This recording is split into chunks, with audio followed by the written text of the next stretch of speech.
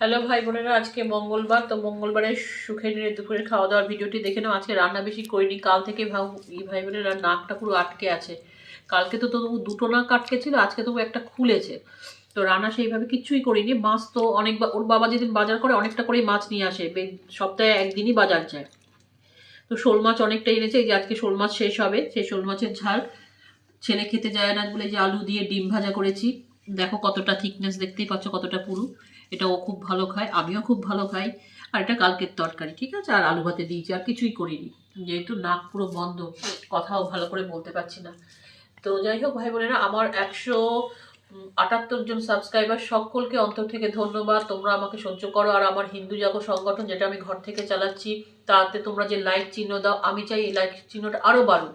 তো তোমাদের আমি একটা প্রশ্ন করছি, সেই প্রশ্নটা তোমরা তোমাদের আশেপাশের হিন্দুদের করবে, যারা এখনও এই তাদের মানসিকতা চেঞ্জ করেনি, যারা এখনও এই সরকারকে বিশ্বাস করছে, বর্তমান সরকারকে।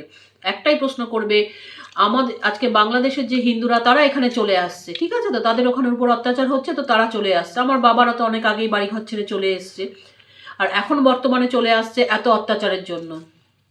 এবার ওরা যখন বেশি হয়ে যাবে ভারতবর্ষ জুড়ে, ইভেন পশ্চিমবঙ্গ জুড়ে তো বেশি হবেই, কয়েক বছরের মধ্যেই হয়ে যাবে।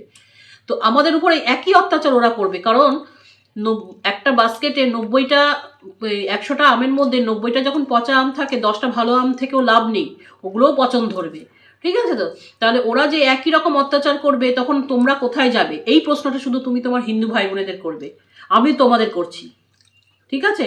যে বাংলাদেশ একটা মুসলমানদের দেশ হয়ে গেছে, ওদের কিন্তু এটা ছিল না, ওরা এটাকে নিজেরা তৈরি করে নিচ্ছে, ঠিক আছে। ওরা কিন্তু গণতন্ত্র ছিল ওদের, মানে সেকুলার কান্ট্রি ছিল, সেটাকে কিন্তু ওরা হিন্দু এই মুসলিম রাষ্ট্র করে নিচ্ছে ধীরে ধীরে। পাকিস্তান একই রকম। তাহলে বাংলাদেশ বন্ধ, পাকিস্তান বন্ধ, তুমি যাবে কোথায়? আর পাকিস্তানিরা এখানে ঢুকে পড়বে যখন বেশি হয়ে যাবে, এইগুলো ভাবো, ঠিক আছে। তোমাকে 10,000 টাকা লক্ষ্মীর ভাণ্ডার, 10,000, 20, 50,000 কি 1,00,000 টাকা ওই কন্যাশ্রী, এগুলো দিলে কিন্তু এইগুলো কি হবে সেটাও ভাবো। যে যখন আমাদের তাড়িয়ে দেবে, তখন আমরা হিন্দু হয়ে কোথায় যাব? কোন রাষ্ট্রে আমাদের জায়গা হবে? কোথাও জায়গা হবে না ভাই বোনেরা। সুতরাং এখানেই পচে মরতে হবে।